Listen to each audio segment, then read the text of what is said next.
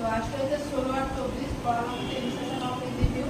এর আগে হচ্ছে এনজিটিউ এর ডেফিনিশন, পারপাস, ইন্ডিকেশন, মেজারমেন্ট এগুলো হচ্ছে করানো হয়েছে বা আর্টিকেলস কী কী লাগে।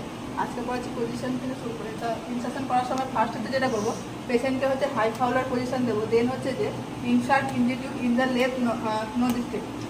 লেফট নো ডিস্ট্রিক্ট আমরা এই জন্য হচ্ছে ইনসার্ট করবো, কারণটা হচ্ছে যে নাজাল সেপ্টাম ডেভিয়েটেড থাকে টুয়ার্ড দ্য রাইট সাইডে। ন্যাচারালি হচ্ছে যে আমাদের নাজাল সেপ্টাম যেটা থাকে সেটা হচ্ছে রাইট সাইডে হচ্ছে যে ডেভিয়েটেড থাকে। ডিরেকশনটা হবে যে ব্যাকওয়ার্ড অ্যান্ড ডাউনওয়ার্ড ডিরেকশনে আমরা হচ্ছে যে এনজিটিউটা ইনসার্ট করবো।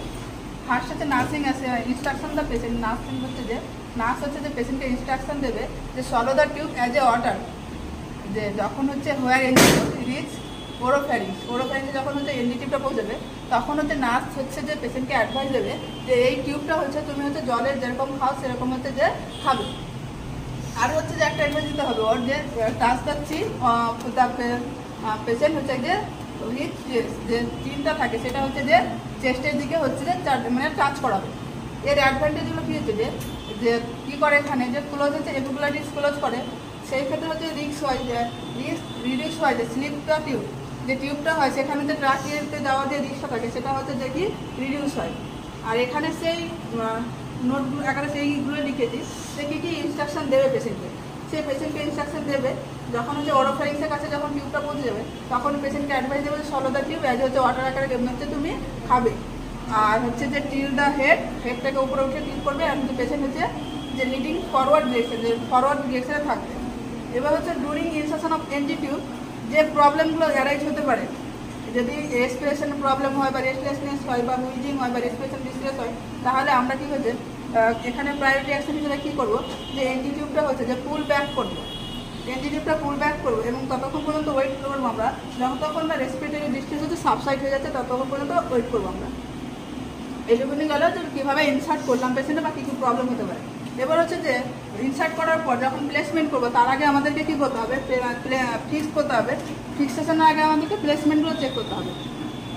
তাহলে ক্লিয়ার হচ্ছে এখানে হচ্ছে যে এনজিটিভ ইনসার্ট করছি, তারপর হচ্ছে যে ফিক্স করার আগে ফিক্সেশন করার আগে আমরা হচ্ছে প্লেসমেন্টগুলো চেক করবো। এখানে হচ্ছে 4টে মেথডের মাধ্যমে চেক করবো, সেগুলো লিখেছি। ফার্স্ট যেটা হচ্ছে এক্সরে। এক্সরে হচ্ছে সবথেকে মোস্ট অ্যাকুরেট, বাট সবসময় এটা অ্যাভেলেবেল থাকে না। তারপরে হচ্ছে পিএইচ। আমরা কী করবো যে এটা সবথেকে হচ্ছে একটা easy method, quick and easy method. এটা কনফার্ম দ্য প্লেসমেন্ট। এটা এখানে যে আমাদের স্টোমাকের যে কন্টেন্টগুলো থাকে সেটা যে অ্যাসিডিক নেচার থাকে। এখানে হচ্ছে যে লিটমাস পেপার নেবে, লিটমাস পেপার নিয়ে যদি দেখে তাহলে হচ্ছে ব্লুকে রেড করে দেবে। এর পিএইচটা থাকে যে 5 থেকে 5 থেকে বা 5-এর বিলো থাকে। এখানে আমরা হচ্ছে অ্যাসিডিক থাকে।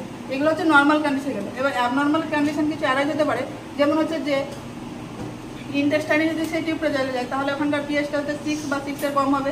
6-এর কম বলতে হচ্ছে 5.5-এর বেশি বা 6-এর কম হবে।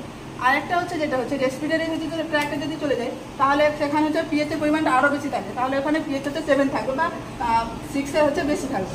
আর একটা দেখেছি যে অসকালটেশন করার সময় আমরা কী করবো যে একটা হচ্ছে সিরিঞ্জ নেবো, সেখানে হচ্ছে যে 30 ml হচ্ছে এয়ার নেবো। সেখানে এয়ার নেওয়ার পর যে প্লেস দ্য স্টেথোস্কোপ কোথায় করবো, এপিগ্যাস্ট্রিক রিজন, যে আমাদের হচ্ছে অ্যাবডোমিনে 9 রিজন আছে তার মধ্যে আমরা কী করবো এপিগ্যাস্ট্রিক রিজন হচ্ছে যে আমরা হচ্ছে যে স্টেথোটা প্লেস করবো। করার পর করবো যে যখনই পুশ করবো সেখানে একটা হুইজিং সাউন্ড শোনা যাবে। যদি সেই সাউন্ডটা শোনা যায় তাহলে হচ্ছে যে এনজিটিউবটা হচ্ছে যে ঠিক জায়গায় হচ্ছে প্লেসমেন্ট হয়েছে।